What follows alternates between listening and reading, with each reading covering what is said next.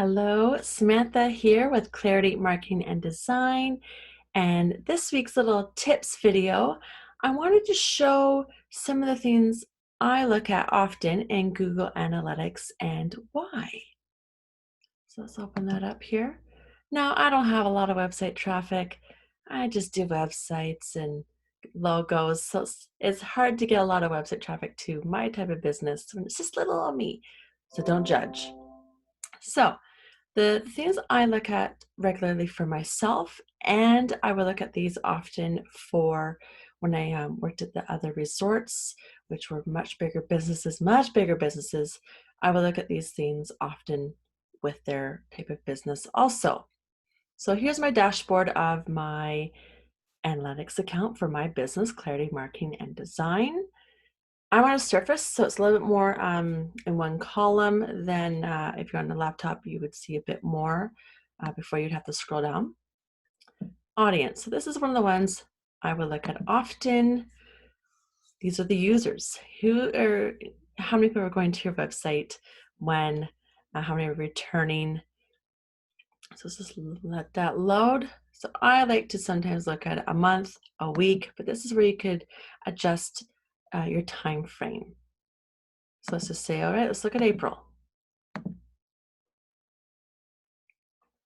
And so that will help you see when there was an increase. Okay, was that from sending out an email newsletter?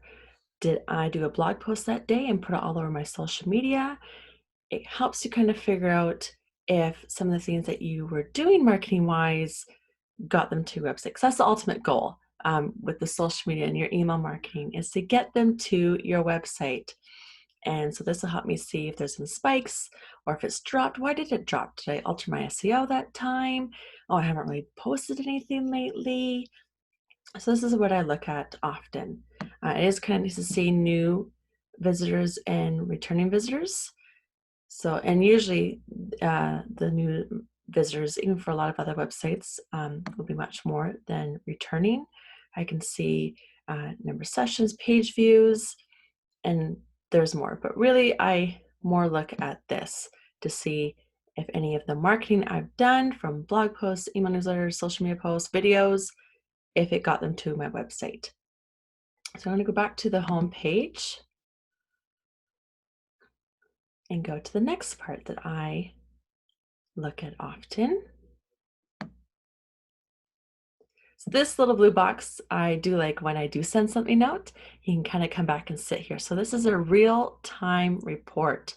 So if any of you went to my website right now as I'm recording this, it would say 1 or 2. So I like to see this, especially for the companies that I used to work for that had a huge mailing list. You could send it out and you could literally just sit there and it would go in the hundreds right away. And I could see what pages they were on, how long they stayed on. So it was kind of cool. Makes it sound like I have nothing else better to do. I'm kidding. Okay, traffic. So this one is important to me.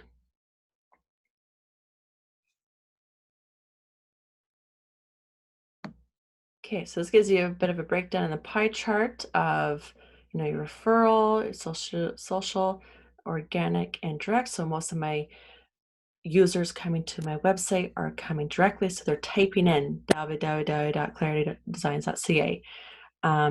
Organic search, so they are searching for me on Google, but I'm not paying for any ads, so they're not clicking any of those ads. They're not getting there through a paid way. They're coming organically.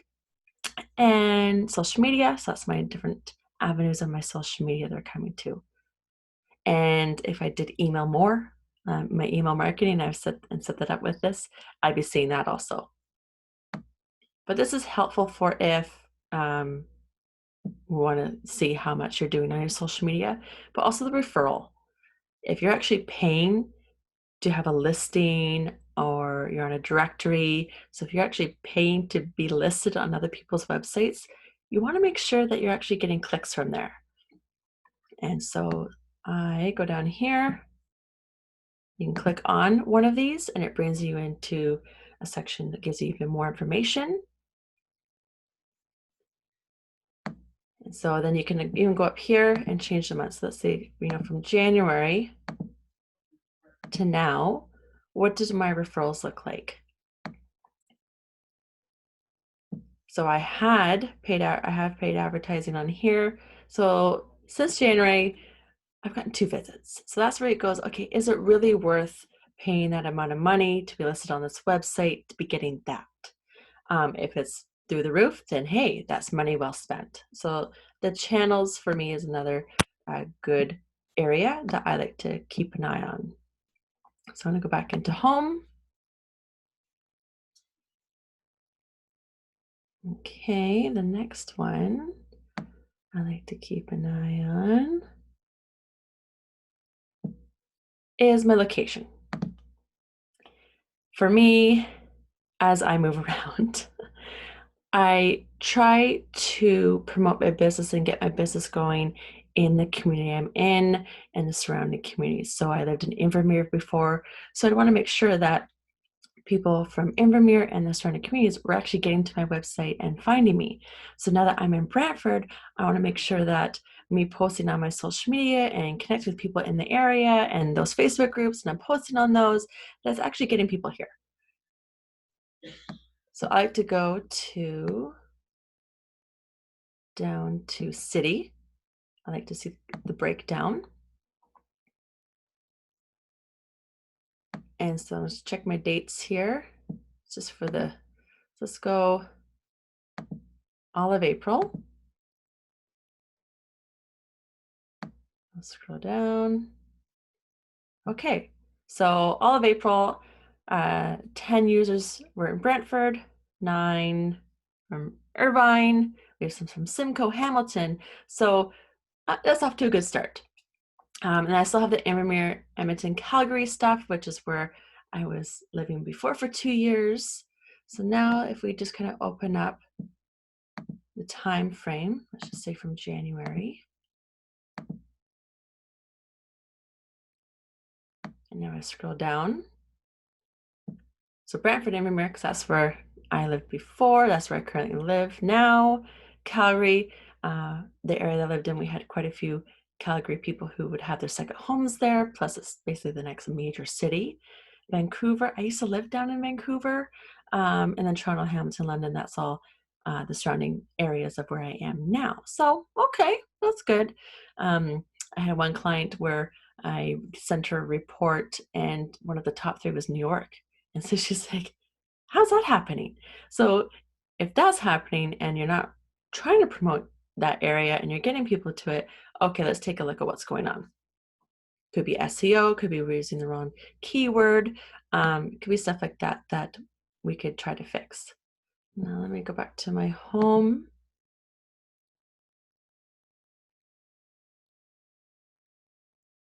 Okay, so audience, I like to look at the different channels, the area, and you've got other things here like, okay, so especially if you have a website that's a bit older, you haven't updated it, and let's say it's really bad on mobile, you can go into here and see, okay, I have 37% that came on mobile. Let's look at the date though. Oh, don't have a date. For the last, sorry, it says there at the bottom, last 7 days. So let's open this up, the last 90. So it's really close with people on desktop and mobile going to my website. So that would really tell me, okay, I need to make sure my website is mobile friendly. I've worked for a company before where their website was horrible on mobile, and their mobile percentage was more than half. And that could be money lost if you aren't mobile friendly and you have a lot of people coming on mobile.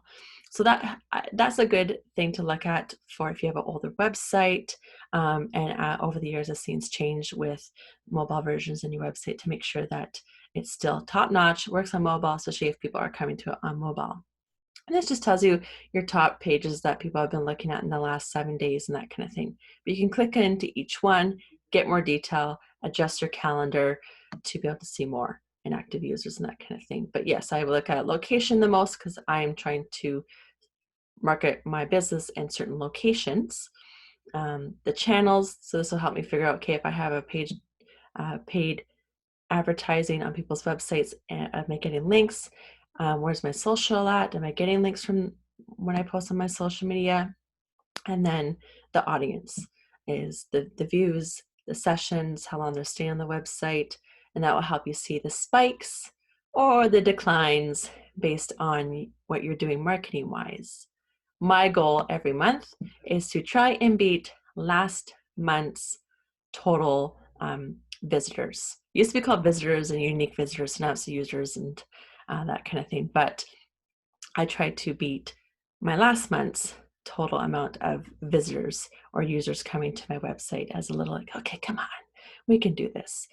For some larger companies, one of their goals is usually to try and have more visitors for, say, April 2020 versus April 2019, year over year for each month. But that's what I use the most when I look at my Google Analytics. For my business, I wouldn't say I look at it every day. For the larger companies I worked for in the past, every day. But for this, maybe every couple of days, especially if I'm actually actively doing something. Okay, I sent out that blog post with the giveaway. I sent out my email newsletter. I've done a YouTube video this week. Then I'm probably watching a bit more. But if I'm kind of slow and busy with client work and I'm not doing too much with my business in that sense, then I don't go on as often. But those are the top 3 things I look at on a regular basis on my Google Analytics for my website. Thank you. Bye.